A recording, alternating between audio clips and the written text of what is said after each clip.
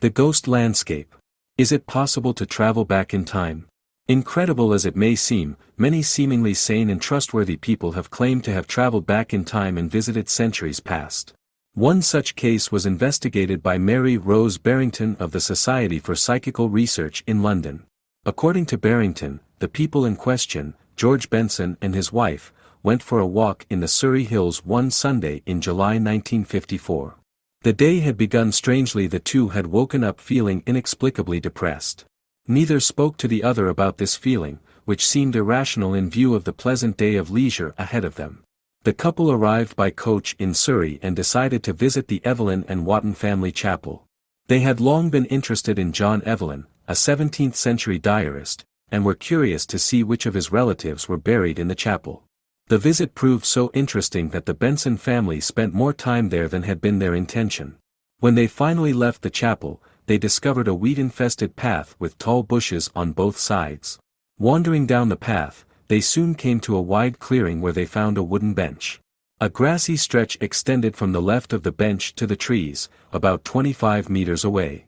To the right of the bench the ground sank steeply into a valley, from which they heard the axe blows of a woodcutter and the persistent barking of a dog.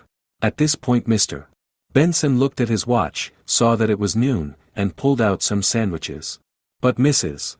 Benson, too depressed to feel like eating, chopped up the bread for the birds. Suddenly there was a great silence, and even the birds stopped singing. A sense of dread overcame Mrs. Benson, she recounted, as if sensing the presence of three menacing figures in black ecclesiastical robes behind her. When she tried to turn around, she could not do so. Mr. Benson saw nothing, but touched his wife. Her body was so cold it could have been a corpse. Eventually Mrs. Benson felt better and the two agreed to leave. They descended the hill and soon after crossed a railroad track. Then, although they had planned to take a walk, they suddenly lay down on the grass and fell asleep. A kind of obnubilation followed from which they emerged, finding themselves in Dorking as they boarded the train that would take them back to Battersea. Over the next 2 years Mrs. Benson lived in almost constant fear. She vividly recalled the terror that had taken possession of her when the three strangers in those strange clothes had appeared.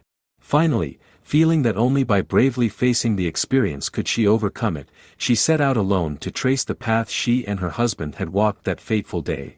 But as soon as he arrived at the church, he realized that there was something very strange. First of all, there was no path leading to the hill, for there was no hill. The area, in fact, was flat. There was no abundance of thick bushes, and for more than half a kilometer there was no forest in sight. She spoke to a local resident who said he knew the area well and had never seen anything even vaguely similar to what she described. He added that he was not aware that there was a wooden bench on any trail in the vicinity. Upon her return to Battersea, Mrs. Benson reported to her husband what she had learned. He did not believe her, but when he went to church the next Sunday it did not take him long to realize that his wife had told him the truth. A few years later Mary Rose Barrington and John Stiles, of the Society for Psychical Research, went to the area in hopes of finding the landscape where Mr. and Mrs. Benson had been, but they found nothing.